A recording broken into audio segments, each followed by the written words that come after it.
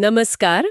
आज हम कैप्टन मनोज कुमार पांडे के जीवन और उनकी असाधारण वीरता पर बात कर रहे हैं। जी 1999 के कारगिल युद्ध के वो नायक जिन्हें मरणोपरांत परमवीर चक्र मिला। हाँ बिल्कुल, हमारे पास उनकी एक प्रोफाइल है और हम उसी के आधार पर उनकी कहानी के अहम पहलुओं को समझने की कोशिश करेंगे। जरूर। उनकी कहानी में एक बात शुरू से ही ध्यान खींचती है, वो है उनका एसएसबी इंटरव्यू।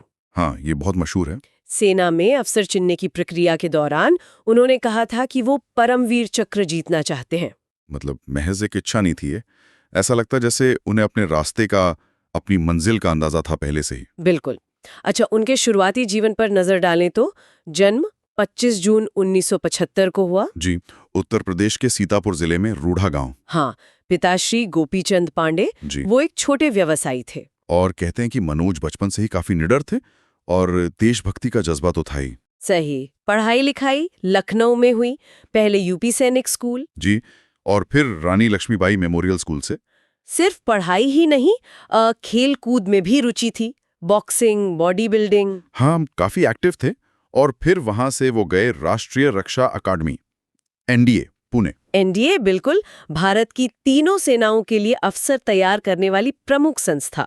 वहां वो 90वें कोर्स का हिस्सा थे। जी। फिर 7 जून 1997 को उन्हें कमीशन मिला 111 गोरखा राइफल्स में बतौर लेफ्टिनेंट। हाँ, 111 गोरखा राइफल्स, भारतीय सेना की एक बहुत ही प्रतिष्ठित रेजिमेंट। और फिर 2 साल बाद ही 1999 में कारगिल युद्ध। बिल्कुल, और उनकी बटालियन उस समय बटालिक सेक्टर में तैनात थी। ये उस युद्ध का एक बहुत अहम और मुश्किल मोर्चा माना जाता है। हाँ, बहुत मुश्किल। और वहीं उन्होंने जुबैर टॉप और खास तौर पर खालूबार हिल्स पर कब्जे के ऑपरेशनों में हिस्सा लिया। खालूबार हिल्स, हाँ। और देखिए, ये समझना जरूरी है कि खालूबार जैसी चोटियां सामरिक नजरिए से कितनी अहम थी। हाँ, जरा इस पर रोशनी डालिए। देखिए, बटालिक सेक्टर में इन पर जिसका कब्जा हो उसे दुश्मन पर सीधी बढ़त मिल जाती थी। ये न सिर्फ बहुत ऊंची और दुर्गम चोटियां थी, बल्कि दुश्मन लगातार उन पे भारी गोलाबारी कर रहा था। तो वहां टिके रहना ही अपने आप में एक बहुत बड़ी चुनौती थी। जाहिर है, बिल्कुल, चुनौतियां बहुत बड़ी थीं।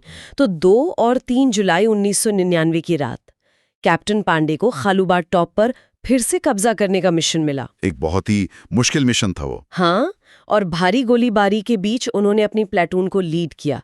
एक के बाद एक दुश्मन के बंकरों को तबाह करते हुए वो आगे बढ़ रहे थे। 4 बंकर उन्होंने अकेले ही करीब-करीब साफ कर दिए थे। 4 बंकर, सोचिए। ये सिर्फ एक हमला नहीं था, ये असल में भीषण लड़ाई के बीच दुश्मन की जो किलेबंदी थी उसे तोड़ने जैसा था।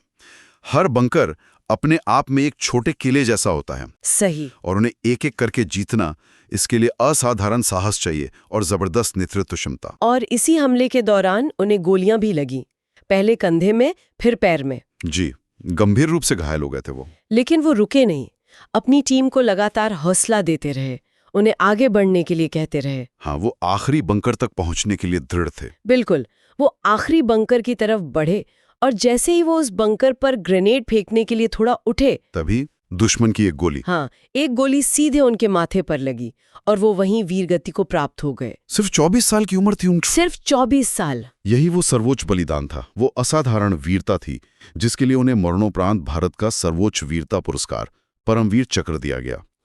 और ये सिर्फ लड़ाई की बहादुरी नहीं थी, ये उस संकल्प का प्रतीक है जो उन्होंने अपने एसएसबी इंटरव्यू में जाहिर किया था। सही कहा। उन्होंने जो कहा था वो कर दिखाया। उनकी वो बात सिर्फ शब्द नहीं रह गई, वो उनका संकल्प बन गई, उनका जीवन बन गई। उनकी डायरी में लिखी कुछ बातें भी उनके इसी जज्बे को दिखाती हैं।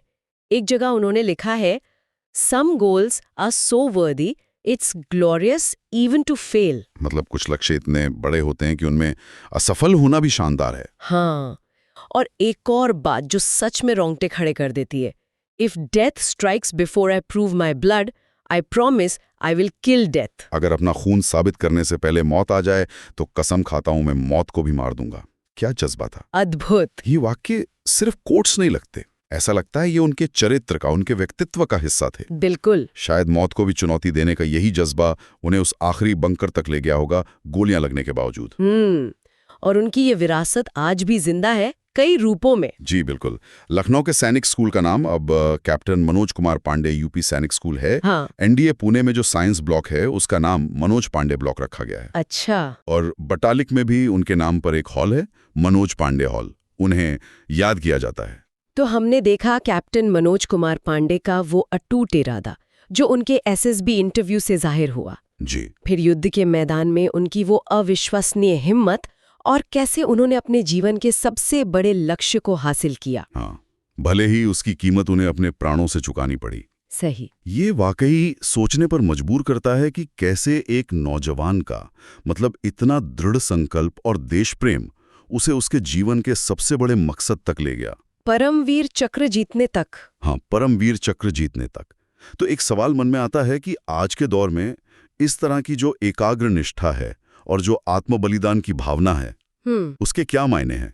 ये एक ऐसा सवाल है जिस पे शायद हम सबको थोड़ा सोचना चाहिए।